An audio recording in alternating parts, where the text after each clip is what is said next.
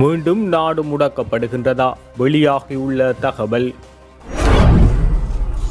ராகம வைத்தியசாலையில் ஏற்பட்டுள்ள நெருக்கடி, நடைபாதையில் உறங்கும் கோவிட் நோயாளிகள்.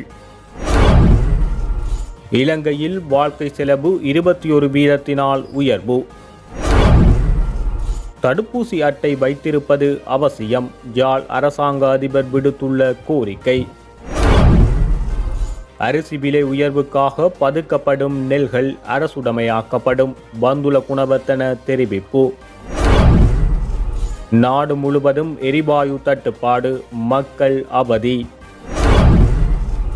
யாழில் 84 பேர் உட்பட வடக்கில் மேலும் 130 பேருக்கு கொரோனா. ஜனாதிபதி செயலகத்துக்கு முன் கைதாகிய 44 பேருக்கும் கொரோனா தொற்றா? வெளியான அறிக்கை. கட்டுப்பாடை மீறினால் கடுமையான நடவடிக்கை, சுகாதார அமைச்சு எச்சரிக்கை. பீட்டர் இளஞ்செழியனை புலனாய்வு பிரிவுக்கு அழைப்பு. கூட்டமைப்பின் கேள்விக்கு பதில் வழங்க மறுத்தது அரசாங்கம். இன விகிதாசாரத்தை குறைக்க நடவடிக்கை, இலங்கை அரசாங்கம் மீது கடுமையான குற்றச்சாட்டு.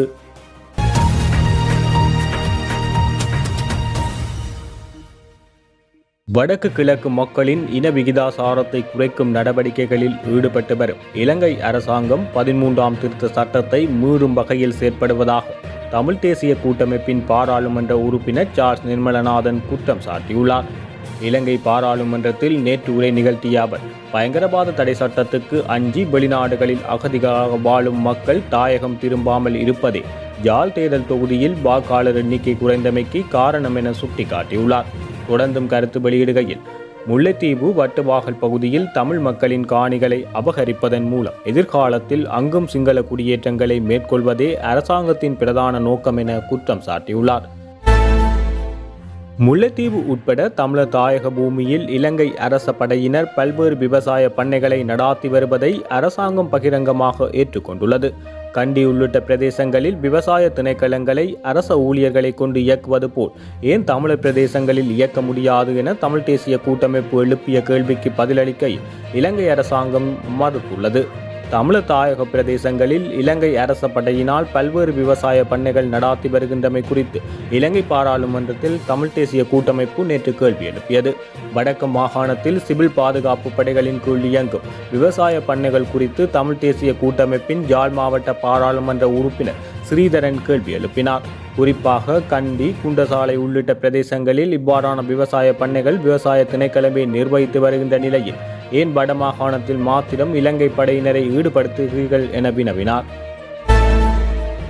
நாட்டில் தற்போது ஏற்பட்டுள்ள கொரோனா வைரஸ் பரவல் நிலைமை காரணமாக வார இறுதி நாட்களில் நாட்டை முடக்குவது அல்லது மேலும் சிறிது நாட்களுக்கு தொடர்ந்து முடக்குவது தொடர்பில் சுகாதார பிரிவினர் கவனம் செலுத்தி வருவதாக தெரிவிக்கப்பட்டுள்ளது. இன்று வெள்ளிக்கிழமை இடம்பெறவுள்ள கொரோனா கட்டுப்பாடு செயலணியின் கூட்டத்தின் போது தீர்க்கமான முடிவு எடுக்கப்படும் என தெரிவிக்கப்பட்டுள்ளது. கொரோனா தொற்றின் திரிபடைந்த டெல்டா தொற்று தீவிரமடைந்திருப்பதாக கொழும்பு ஸ்ரீ ஜெயவர்தனபுர பல்கலைக்கழகத்தின் பேராசிரியரான சந்திம ஜீவந்தர தெரிவித்துள்ளார். டெல்டா தொற்றினை அடையாளம் காண்பதற்கான ஆய்வுகளும் மும்முரமாக இடம்பெற்று வருவதாக ஊடகங்களுக்கு அவர் தெரிவித்துள்ளார். இதுவரை கிடைத்த மாறுபட்ட கொரோனா தொற்றின் மாதிரிகள் தற்சமயம் பரிசோதனைக்கு உட்படுத்தப்பட்டு வரும் நிலையில் எதிர்வரும் சனிக்கிழமை இறுதி அறிக்கை வெளியிட எதிர்பார்த்திருப்பதாக அவர் தெரிவித்துள்ளார். ராகம போதனா வைத்தியசாலையின் கோவிட் விடுதியில் நோயாளர்கள் நிரம்பியுள்ளதாக தெரிவிக்கப்படுகின்றது. இதனால் நோயாளிகள் பலர் இடவசதியின்மையினால் விடுதியின் நடைபாதையில் உறங்குவதாகவும் தெரிவிக்கப்படுகின்றது. இது குறித்த காணொளி சமூக ஊடகங்களில் வெளியாகி இருந்தமை குறிப்பிடத்தக்கது. கோவிட் தொற்றினால் உயிரிழந்த ஒருவரின் உடலும் விடுதியில் இருப்பதாக தெரிவிக்கப்படுகின்றது. இந்த நிலையில் விடுதிகளில் பல பிரச்சனைகளுக்கு மத்தியில் பல நோயாளிகள் தரையில் படுத்து மிகவும் சிரமப்பட்டு சிகிச்சை பெற வேண்டியுள்ளதாக அறிவிக்கப்பட்டுள்ளது. இது குறித்து ராகம போதனா வைத்தியசாலையின் இயக்குனர் வைத்தியர் சம்பத் தியனகே ரணவீர தெரிவிக்கையில், ராகம போதனா வைத்தியசாலையில் 2 விடுதிகள் உள்ள படுக்கைகளின் எண்ணிக்கை 3 மடங்கு அதிகமாக இருக்க வேண்டும். நாளாந்தம் அனுமதிக்கப்படும் நோயாளர்களின் எண்ணிக்கை அதிகரித்து வருகின்றது.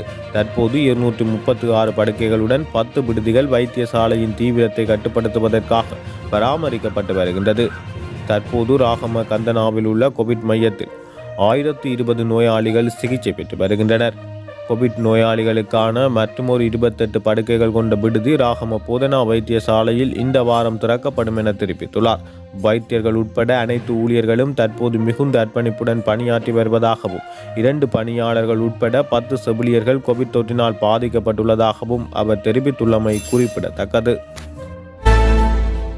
தனியார் துறை ஊழியர்களின் ஆக குறைந்த சம்பளத்தை 12,500 ரூபாவாக அதிகரிப்பதற்கு அரசாங்கம் நடவடிக்கை எடுத்துள்ளதாக தொழில் அமைச்சர் நிமல் ஸ்ரீபால டி சில்வா தெரிவித்துள்ளார். வரவு செலவு திட்டத்தினூடாக தனியார் துறை ஊழியர்களுக்காக அறிவிக்கப்பட்டுள்ள 3,500 ரூபாய் கொடுப்பனவு அடங்கலாக அவர்களின் மாத சம்பளம் 16,000 ரூபாய் வரை உயர்வடையும் என தெரிவித்துள்ளார். பாராளுமன்றத்தில் புதன்கிழமை இடம்பெற்ற தேசிய ஆக குறைந்த சம்பள சட்ட திருத்தம் மீதான விவாதத்தில் உரையாற்றும் போது அவர் இதனை தெரிவித்துள்ளார். எமது அரசாங்கத்தின் சௌபாக்கிய கொள்கை பிரகடனத்துக்கு அமைய ஊழியர்களின் ஆக குறைந்த சம்பளத்தை 10,000 ரூபாயில் இருந்து 12,500 ரூபாய் வரை அதிகரிப்பதற்கு உறுதியளிக்கப்பட்டது. இதனை செயற்படுத்துவதே இந்த திருத்தத்தின் நோக்கம் எனவும் அனைத்து தனியார் துறையினரும் உள்ளடங்கும் வகையில் தேசிய குறைந்தபட்ச சம்பள சட்டம் தயாரிக்கப்பட்டுள்ளது. இதேவேளை வாழ்க்கை செலவு தற்போது 21 வீதத்தால் உயர்வடைந்துள்ள நிலையில் ஊழியர்களின் சம்பளத்தை அதிகரிக்க இந்த நடவடிக்கை எடுக்கப்பட்டுள்ளது எனவும் ஏதேனும் வகையில் எமது ஊழியர்களுக்கு பாதிப்புகள் ஏற்படுமாக இருந்தால் அது தொடர்பில் விசேட சட்டங்களை கொண்டுவர நடவடிக்கை எடுக்கப்படும் எனவும் தெரிவித்துள்ளார். யாழ் மாவட்டத்தில் 30 வயதுக்கு மேற்பட்ட அனைவருக்கும் தடுப்பூசி அட்டை வைத்திருப்பது அவசியம் என யாழ் மாவட்ட அரசாங்க அதிபர் மகேசன் தெரிவித்துள்ளார். யாழ் மாவட்ட கோவிட் நிலைமை தொடர்பில் ஊடகங்களுக்கு கருத்து தெரிவிக்கும் போது யாழ் மாவட்டத்தில் தற்போது கோவிட் தொற்று நிலைமை சற்று தீவிரம் பெற்று காணப்படுகின்றது எனவும் நேற்றைய பரிசோதனையின் போது 75 பேருக்கு தொற்றுறுதி செய்யப்பட்டுள்ளது எனவும் 137 கோவிட் மரணங்கள் இன்று வரை யாழ் மாவட்டத்தில் பதிவாகியுள்ளது என தெரிவித்துள்ளார். வேலனை பருத்தித்துறை பிரதேசத்தில் பல தனிமைப்படுத்தப்பட்டுள்ளதாகவும் இந்த நிலைமையில் மிகவும் அவதானமாக நடந்து கொள்ள வேண்டும் எனவும் தற்போது ஆலய வழிபாடுகள் ஊடாக மக்கள் ஒன்று சேர்வது அவதானிக்கப்பட்டுள்ளது எனவும் எனவே மக்கள் சுகாதார கட்டுப்பாடுகளை மதித்து தங்களுடைய குடும்பத்தை பாதுகாத்துக் கொள்ள வேண்டும் எனவும் அதுபோல் ஆலய நிர்வாகிகளும் சுகாதார நடைமுறைகளை பின்பற்றப்படுவதை உறுதிப்படுத்திக் கொள்ள வேண்டும் எனவும் தற்போதைய நிலைமையில் 100 பேருக்கு உட்பட்டவர்களின் பங்கு பற்றுதலோடு உள்வீதி பலம் பெற மாத்திரமே ஆலயங்களுக்கு அனுமதி வழங்கப்பட்டுள்ளது எனவும் அதனை மதித்து நடந்து கொள்ள வேண்டும் எனவும் கேட்டுக்கொண்டுள்ளார். அத்துடன் யாரேனும் 30 முதற்கட்டமாக தடுப்பூசியினை 30 வயதுக்கு மேற்பட்ட சகலருக்கும் யாழ் மாவட்டத்தில் வழங்கி வருகின்றோம். அதே நேரத்தில் தொழில்துறையில் ஈடுபாடு கொண்ட சகலருக்கும் தடுப்பூசி வழங்கப்பட்டு வருகின்றமை குறிப்பிடத்தக்கது. தடுப்பூசி அட்டையானது இனிமேல் சில அரச திணைக்களங்கள் அதேபோல் வைத்தியசாலைகள் மற்றும் ஏனைய பொது இடங்கள் சூப்பர் மார்க்கெட்டுகள் பொது சந்தைகள் பொது சேவைகளை பெறுவதற்கும் பேருந்துகளில் பயணிப்பதற்கும் கூட தடுப்பூசி அட்டையினை காண்பித்து யாழ் மாவட்டத்தில் பயணிக்க முடியும். எனவே தடுப்பூசியினை பெற்றுக்கொண்டு அதற்கு அடையாளமாக விளங்குகின்ற அட்டையை பெற்றுக்கொள்ளுதல் வேண்டும் எனவும் மேலும் எதிர்வரும் 9, 10 தேதிகளில் 2வது டோஸ் தடுப்பூசிகளும் வழங்கப்பட உள்ளமை குறிப்பிடத்தக்கது. யாழ்ப்பாண மாவட்டத்தில் 30 வயதுக்கு மேற்பட்ட அனைவருக்கும் இந்த தடுப்பூசி பெற்றுக்கொள்வது அனைத்து சமூகத்தையும் பாதுகாப்பதற்குரிய ஒரு செயற்பாடாக அமையும் எனவும் யாழில் டெல்டா வைரஸ் பரவக்கூடிய சாத்தியக்கூறு காணப்படுவதாக தெரிவிக்கப்படுகின்ற நிலையில் பொதுமக்கள் யாழ்ப்பாண மாவட்டத்தில் இந்த தொற்றினை கட்டுப்படுத்துவதற்கு ஒத்துழைக்க வேண்டும் என கேட்டுக்கொண்டுள்ளார். உத்தரவாத விலையை விட கூடுதலான விலைக்கு பொருட்களை விற்பனை செய்வோருக்கு எதிராக கடுமையான சட்ட நடவடிக்கை மேற்கொள்ளப்படும் என வர்த்தக அமைச்சர் பந்துல குணவர்த்தன தெரிவித்துள்ளார். நெல்லின் விலை, அரிசியின் விலை மற்றும் வாழ்க்கை செலவை கட்டுப்படுத்துவதற்காக அரசாங்கம் நடைமுறைப்படுத்தும் செயல் திட்டங்களை தெளிவுபடுத்துவதற்காக அரசாங்க தகவல் திணைக்களத்தில் இன்று ஏற்பாடு செய்யப்பட்டிருந்த ஊடக கலந்துரையாடல் அவர் இதனை தெரிவித்துள்ளார். நெல் சந்தைப்படுத்தல் சபை நெல் ஆலை உரிமையாளர்கள் ஆகியோருக்கு புறம்பாக நெல்லை சேமித்து வைக்கும் 3ஆம் தரப்புகளுக்கு எதிராக கடுமையான சட்ட நடவடிக்கை எடுக்கப்படும் எனவும் இதற்கு மேலதிகமாக தேவையான சட்டங்களும் வகுக்கப்பட்டுள்ளது எனவும் விலை அதிகரிப்பை கருத்தில் கொண்டு பதுக்கி வைக்கப்படும் நெல்லை அரசுடைமையாக்குவதற்கு நடவடிக்கை மேற்கொள்வதற்கான சட்டம் தயாரிக்கப்படும் என அமைச்சர் தெரிவித்துள்ளார். வாடிக்கையாளர்கள், விவசாயிகள் ஆகிய தரப்புகளின் நலன் கருதி இந்த நடவடிக்கை எடுக்கப்படுவதாக அமைச்சர் பந்துல குணவர்த்தன சுட்டிக்காட்டியுள்ளார். உத்தரவாத விலையை விட கூடுதலான விலைக்கு அரிசியை விற்பனை செய்வோருக்கு எதிராக விதிக்கப்படும் தண்டப்பணம் 25,000 ரூபாய் தொடக்கம் 1 லட்சம் ரூபாய் வரை அதிகரிக்கப்படும் என அமைச்சர் தெரிவித்துள்ளார். நாடு முழுவதும் எரிவாயு தட்டுப்பாடு நிலவுகின்றமையினால் மாற்று வழிகளின்றி நுகர்வோர் பாரிய அசௌகரியங்களை எதிர்நோக்கியுள்ளனர். நாட்டில் நிலவும் டொலர் பற்றாக்குறை காரணமாக லாப்ஸ் நிறுவனம் எரிவாயு இறக்குமதியை மட்டுப்படுத்துவதற்கு தீர்மானித்துள்ளமையை அடுத்து இந்த நிலை ஏற்பட்டுள்ளது. சர்வதேச சந்தையில் எரிவாயுவின் விலை அதிகரித்தமையை அடுத்து இலங்கையிலும் எரிவாயுவின் விலையை அதிகரிக்குமாறு எரிவாயு நிறுவனங்கள் அரசாங்கத்திடம் கோரிக்கை விடுத்தது. எவ்வாறு இருப்பினும் எரிவாயு விலையை அதிகரிப்பதற்கு அரசாங்கத்தினால் அனுமதி வழங்கப்படவில்லை. மேலும் டொலர் பற்றாக்குறை நிலவுகின்ற நிலையில் கடன் உறுதி கடிதத்தை திறப்பதற்கு தடை விதிக்கப்பட்டுள்ளமையினால் லாப்ஸ் எரிவாயு நிறுவனம் இறக்குமதி செய்வதில் பிரச்சினையை எதிர்நோக்கியுள்ளதாக அறிவித்துள்ளது. இதனை அடுத்து லாப்ஸ் நிறுவனம் எரிவாயு இறக்குமதியை நிறுத்துவதற்கு தீர்மானித்தார் அதற்கான கேள்வியை நிரப்புவதற்கு லிட்ரோ நிறுவனத்துக்கு முடியும் என லிட்ரோ எரிவாயு நிறுவனத்தின் தலைவர் அரசாங்க தகவல் திணைக்களத்தினூடாக கடந்த ஜூலை 20 அறிவித்திருந்தமை குறிப்பிடத்தக்கது. எனினும் லாப்ஸ் எரிவாயுக்கு பதிலாக லிட்ரோ எரிவாயு கொள்கலனை விநியோகிக்குமாறு நிறுவனத்திடமிருந்து தமக்கு அறிவிக்கப்படவில்லை என லிட்ரோ விநியோக முகவர்கள் தெரிவிக்கின்றமை குறிப்பிடத்தக்கது. வடக்கு மாகாணத்தில் மேலும் 130 பேருக்கு கொரோனா வைரஸ் தொற்று உறுதி செய்யப்பட்டுள்ளது.